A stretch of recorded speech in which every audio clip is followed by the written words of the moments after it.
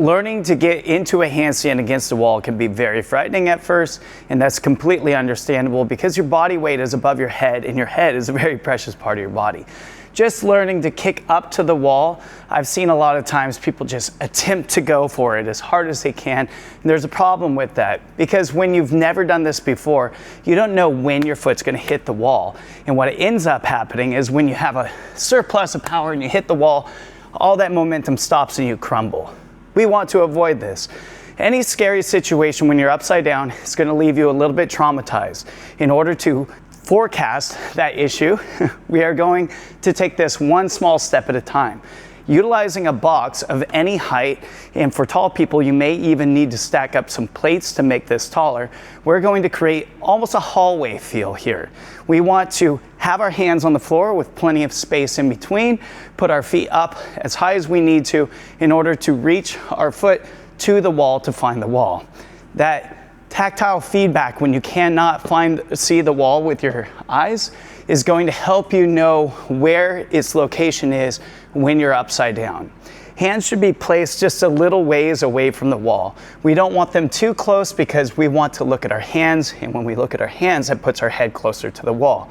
So we want to scoot further away from the wall for that reason.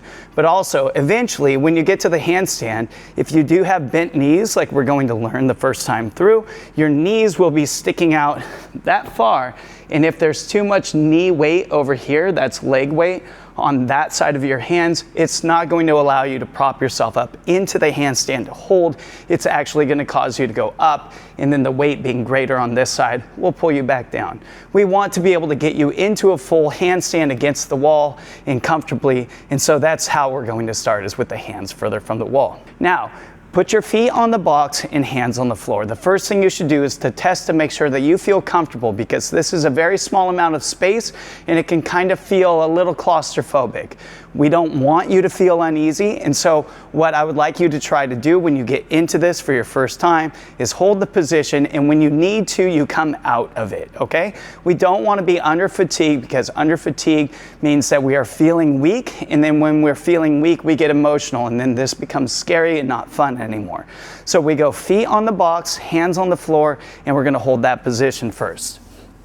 Again, I'm keeping my hands just a little ways away from the wall. I've got the box placed maybe a little too close. I'll scoot that back just a bit so I can put my foot on the front corner. Now, I've got plenty of space. I'm going to hold this position looking at the floor, and now that I feel a little bit of fatigue, I want to hop off. The more times that you exit and you feel safe when you exit, the less scary this becomes. So anytime that you feel under fatigue or you just need a break mentally or physically, you just hop off the side. More times you do that, the more you realize that practicing handstands is a very safe thing. Second thing we want to do is we want to find a position with our foot into the air. Try both legs, and we're going to go from there. Hands on the floor, foot up in the air, and hold. Now I'm going to switch legs. Great. Again, hopping off whenever you need to. The next thing we're going to do is a little tiny hop with the foot that's holding us on the box. We're going to lift the other foot up. It doesn't have to go too high, but we want to feel a little bit of separation between our foot and the box. Again, the more times we do this and not die, the more comfortable we're going to be with doing this more often. So we're going to try it with both feet, little hops. Looking at the hands here and go hop, hop. Try the other leg. Once you have found comfort with this, we can move on to the next part. The next part is going to be putting the foot here and then trying to reach the back foot to find the wall. You're going to try it with a bent knee, because a bent knee will require less hamstring flexibility and your foot will reach the wall a little bit earlier than if you had straight legs. So I'm going to keep this foot planted on the box and reach the other foot, my back foot, toward the wall. Again, I'm going to go ahead and try both legs, and after this I may find that one leg is more comfortable and I stick with that. Looking at the floor, same position as earlier. Reach up, bend, there's the wall. Yep, left foot on the box is much easier for me to reach the wall with. Now this is also where you may need more plates. If you have limited hamstring flexibility or you're just quite tall, this is going to be a big stretch for you. We want to bring the height of the box top higher so you have less of a reach. That means less leg separation between the 2 feet. Now, I have found the wall without hopping, but I've also hopped.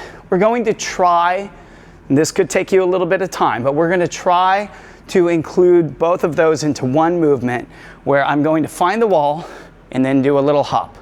Find the wall, do a little hop. And then we're going to start putting those two together. It's going to go off the box and find the wall. You'll see how this happens. It's a bit organic. First, find the wall, hop. Find the wall, hop. Now we find the wall and hop. And as I'm hopping here, I can start bringing that front foot further just by bending my knee and pulling it away from the box. Eventually, this is where we want to end up. Once you find that you can get into this full handstand by yourself, feel free to straighten your legs and feel what the full handstand looks like. Do not attempt to come back down to the box. Coming back down to the box from a full handstand position creates a lot of momentum. And so to be safe, to avoid hitting your shins on the edge of the box, we want to just exit via the sides. Once you have this, then you get more comfortable with it by going all the way up into the handstand, off the box, seeing if you can do it your first try, and then coming down. That is a huge step, so if you've got that, congratulations. We're gonna now lower the box. We're gonna keep the distance between the box and the wall approximately the same. I'm going to do it from this height. There's the box and the wall. Up, hold, exit. This is going well, so I'm going to put it down lower and go from here. Once eventually you get more comfortable, you're going to stack plates and get lower and lower and lower to the floor till eventually you're here on the floor, kicking up into your full handstand against the wall.